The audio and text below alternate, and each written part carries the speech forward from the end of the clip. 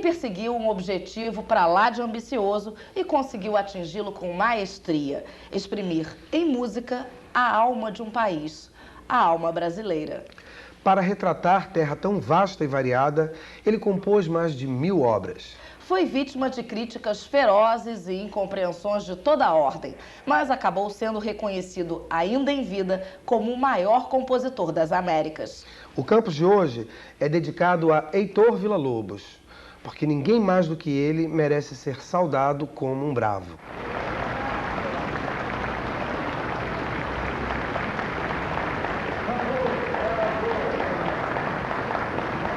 Bravo.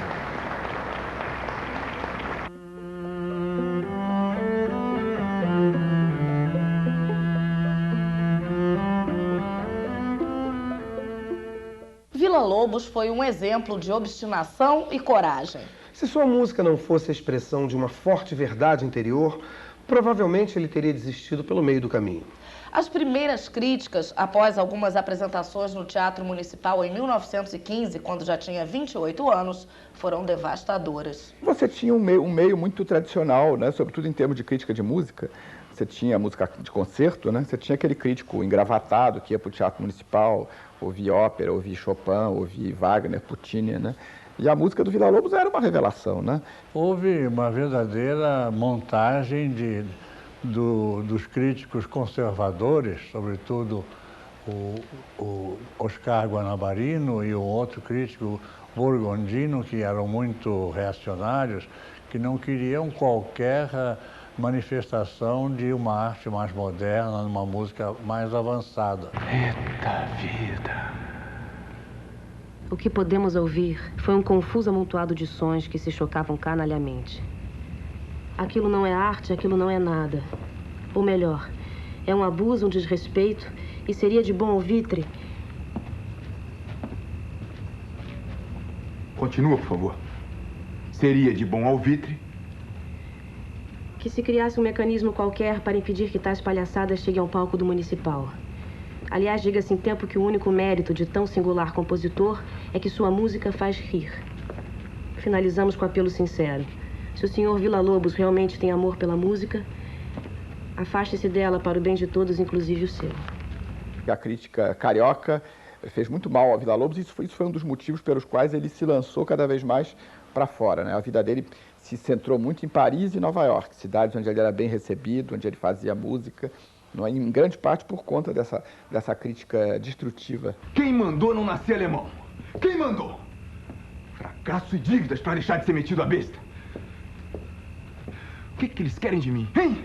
Que eu não exista? Os mesmos motivos que fizeram a grandeza de Villa-Lobos eram os responsáveis pela baixeza das críticas. Era mesmo muita ousadia trazer o folclore brasileiro para o universo elitista da música clássica. Mas não era só o folclore.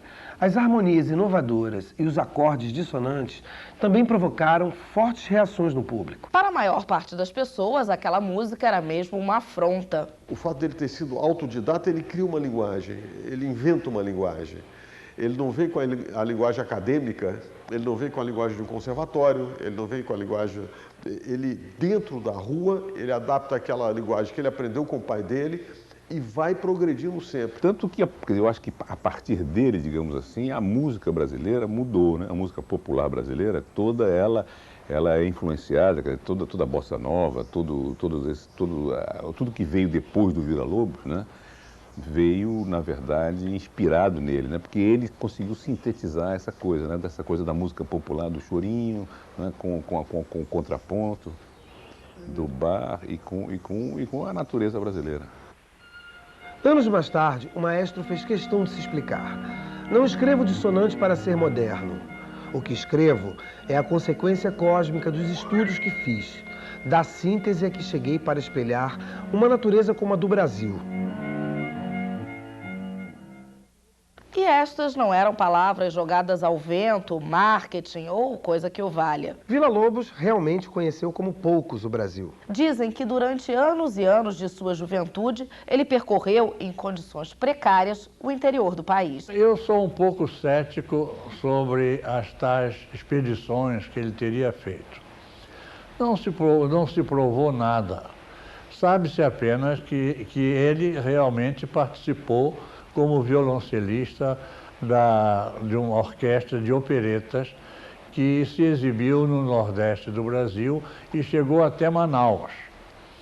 E na volta foi um fracasso e ele se soltou e teria visitado os arredores. Ele teria feito excursões com amigos em piroga, nos rios, mas eu acho que há muito romantismo nisso. Ele tinha uma imaginação muito grande.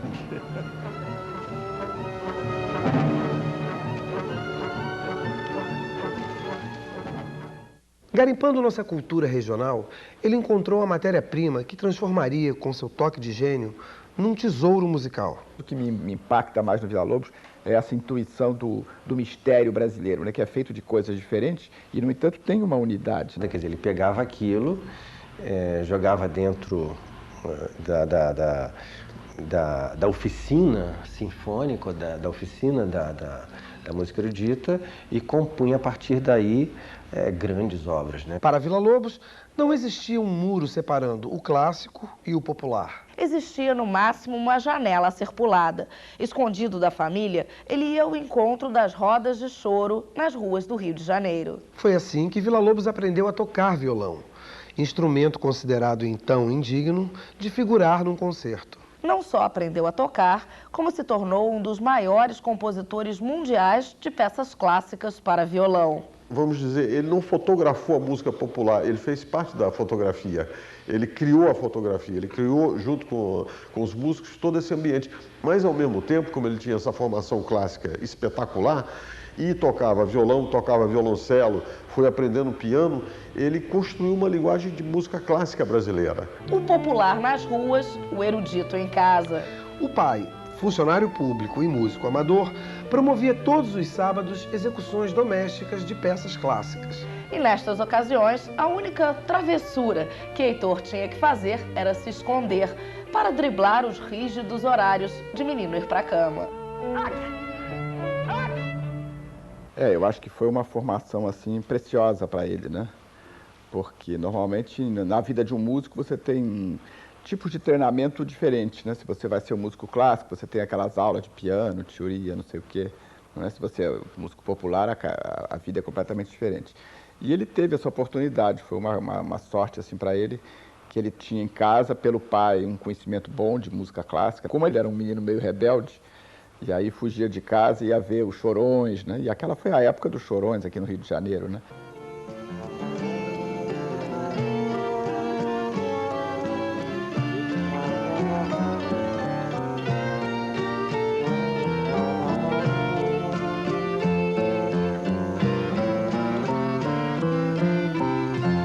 No próximo bloco, a gente continua a mostrar a trajetória de Heitor Villa-Lobos. A ida para a Europa e o retorno ao Brasil. Daqui a um minutinho. Fique com a gente.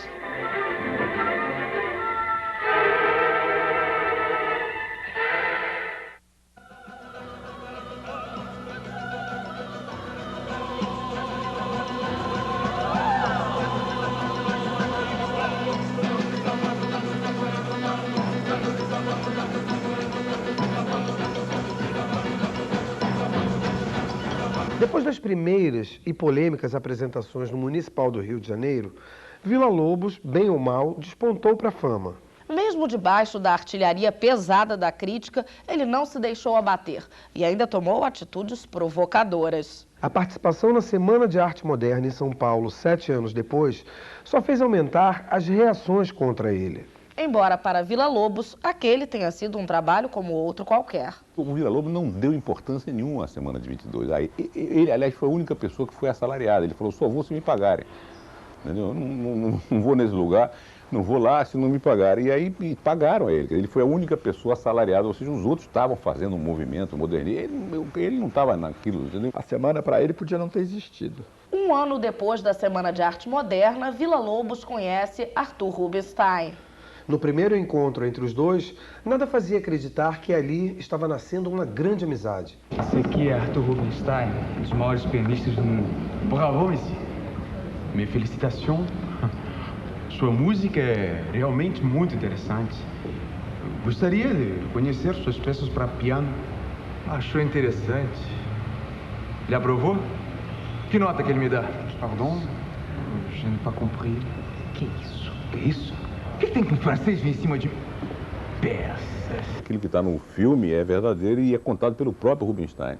Eu tenho até um filme, eu tenho até filmado o Rubinstein contando aquele primeiro encontro, né, que ele foi muito grosseiro e tal, e que mas depois eles ficaram muito amigos mesmo. Eles inclusive se fantasiavam de mulher no carnaval e saíam pelos blocos e tal, e escondido para sem ninguém saber e tal.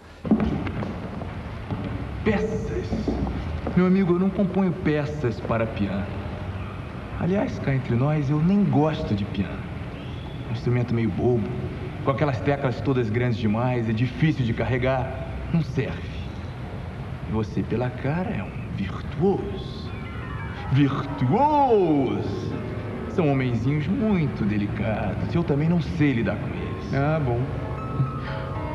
Sachez, monsieur, votre musique, c'est le futur. Hein?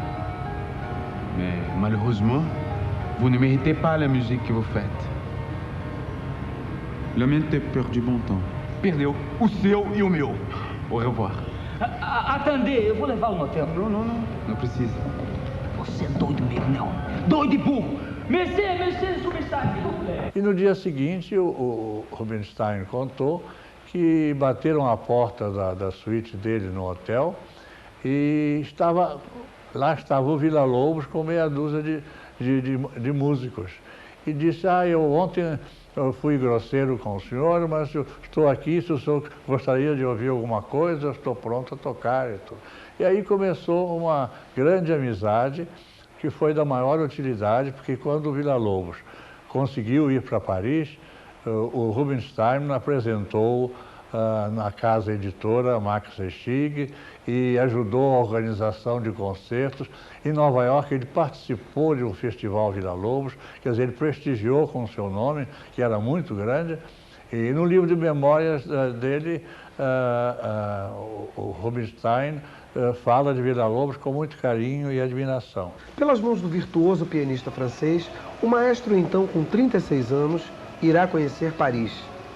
Mas nem a distância conseguiu aplacar o teor das críticas que alguns jornais lhe destinavam. Eu acho que foi a época mais criativa do Villa-Lobos, na época que ele faz os choros, as serestas para canto, né? Os estudos para violão, né?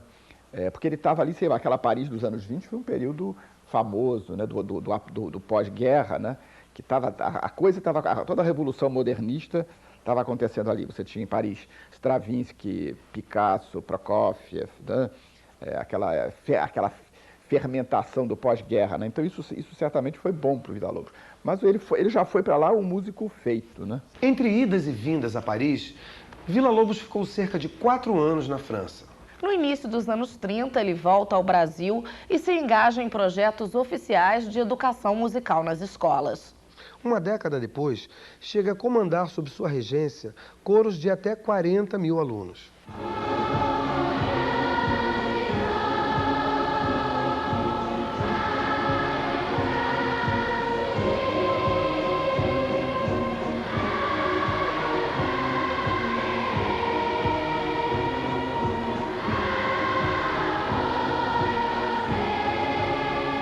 O apoio do presidente da República, Getúlio Vargas, a essas iniciativas quase lhe trouxe problemas.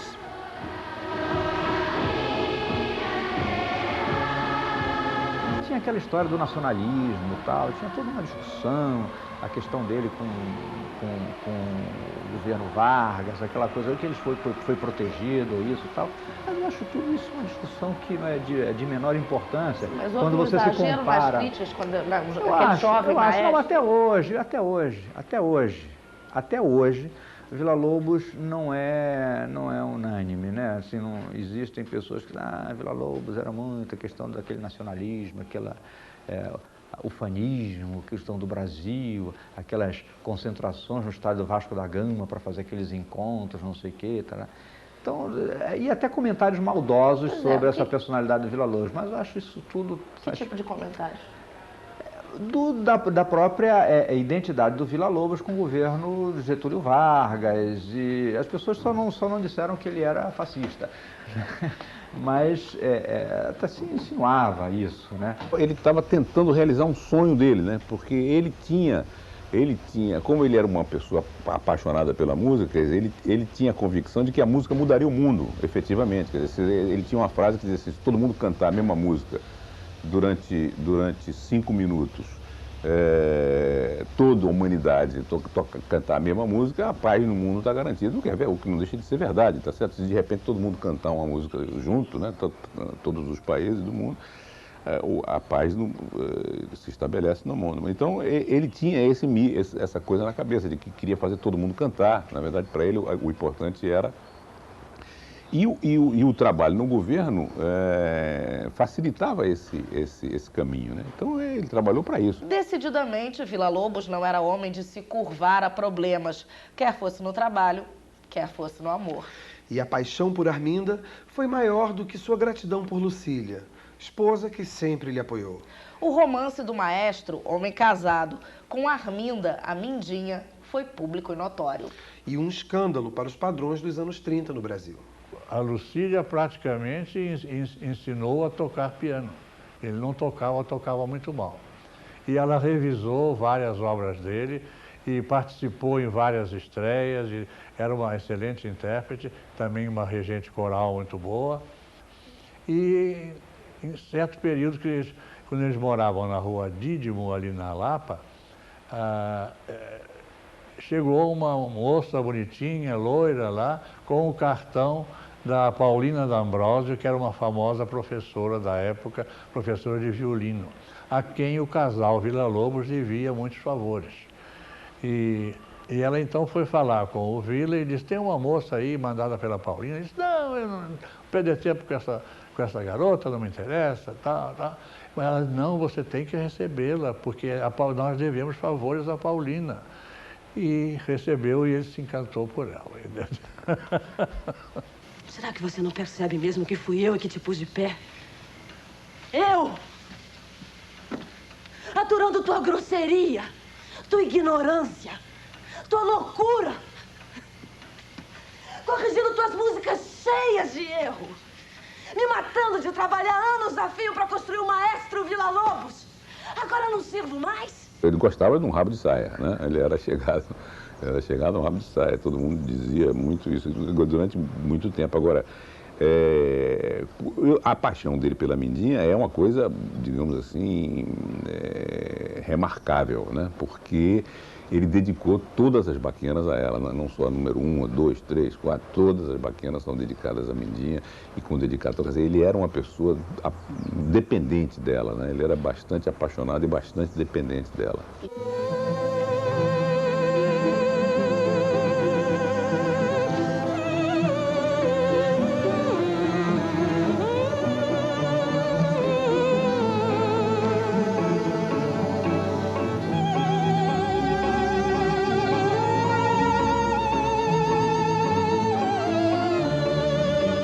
Arminda se revelou muito mais do que um amor por toda a vida. E depois da morte do maestro, ela passou a se dedicar inteiramente à memória de Villa-Lobos. Foi fundadora do Museu Villa-Lobos, o qual dirigiu por nada menos que 25 anos.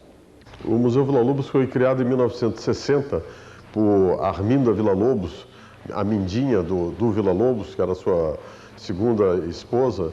E desde então ele funcionou, de 1960 até 1986, no centro da cidade, no Palácio da Cultura, que era conhecido como o prédio do MEC, né? E em 1986 foi inaugurada essa casa como sede do Museu Villa-Lobos. E até hoje ela vem abrigando toda a obra do Villa-Lobos, toda a obra, as músicas, gravações, e ela serve realmente de referência para a obra de Villa-Lobos e para a música brasileira também. Por que é tão importante preservar essa memória de Villa-Lobos, né, do trabalho dele, e porque ele atrai, quer dizer, tantos estrangeiros também? Villa-Lobos é uma referência brasileira, é uma bandeira do Brasil. Há muitos anos, quer dizer, durante o período de vida mesmo do Villa-Lobos, ele era um embaixador itinerante, onde ele ia, e uma imagem muito forte, muito poderosa da cultura brasileira, porque ele assimilava a cultura brasileira. Ele representava de uma maneira muito íntegra toda a nossa cultura. O que acontece é que hoje, o resultado disso são esses turistas e pesquisadores e músicos de todos os lugares do mundo que passam por aqui e que levam de volta alguma coisa que o museu tem para dar para eles.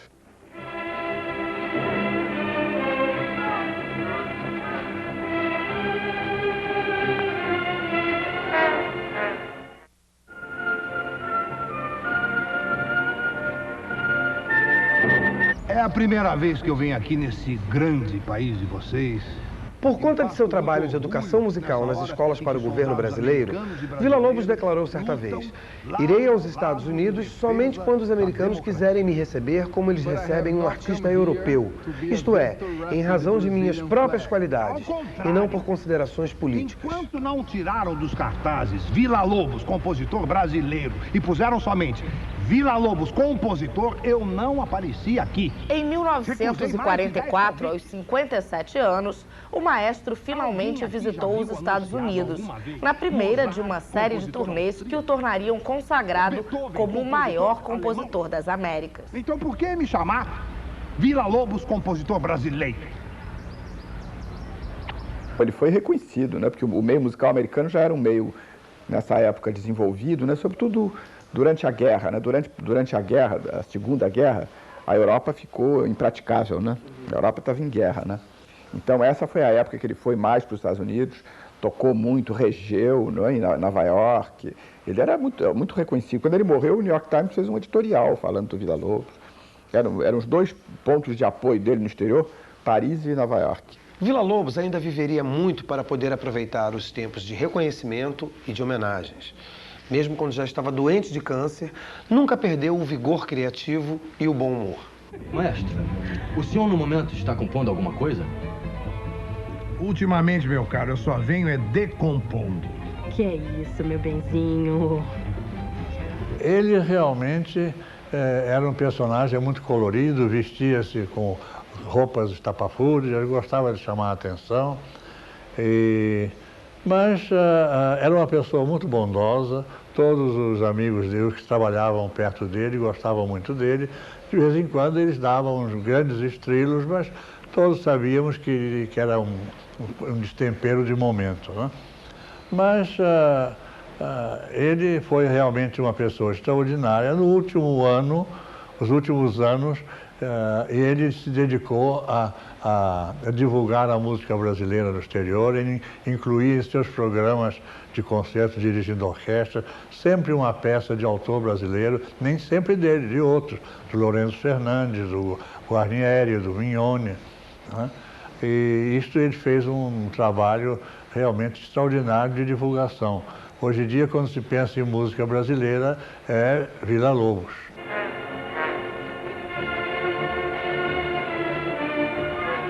Villa-Lobos decididamente não foi um homem de meias palavras ou de meias medidas. Ele compôs mais de 1000 obras e nem a grave doença foi capaz de afastá-lo do trabalho, tanto que regeu até o derradeiro ano de sua vida. Seu último concerto aconteceu em julho de 1959 em Nova York. Em 17 de novembro, Heitor Villa-Lobos faleceu no Rio de Janeiro, aos 72 anos de idade. Os principais nomes da música popular, de 5, 10 anos para cá, ou desde Tom Jobim para cá, eles estão, não só, eles têm em Villa-Lobos uma espécie de ponte, então eles começam a chegar à música de concerto através e inspirados por Villa-Lobos. Você vê hoje, Tom Jobim, antes de morrer, começava a estudar as orquestrações de Villa-Lobos, começava a escrever para orquestra. Hoje você tem Wagner Tiso estudando, fazendo aula. Você vê Caetano Veloso botando o Joaquim Moreira-Lemal no violoncelo. Você hoje vê a música popular cada vez mais orquestrada, cada vez mais bem realizada, com arranjos, com violinos, enfim, violoncelos, todo o naipe de cordas e instrumentos de orquestra, e com arranjos realizados por pessoas que conhecem a orquestração, né? Eu acho que Villa-Lobos passa a ser a grande fonte de inspiração também para a música popular. Era um apaixonado, tudo que ele fazia de uma maneira apaixonada. Então, por isso que eu botei o nome do filme Uma Vida de Paixão. Na verdade, quer dizer, ele é uma certa... Quer dizer, acho que no fundo o que resume a paixão dele é a paixão pela música.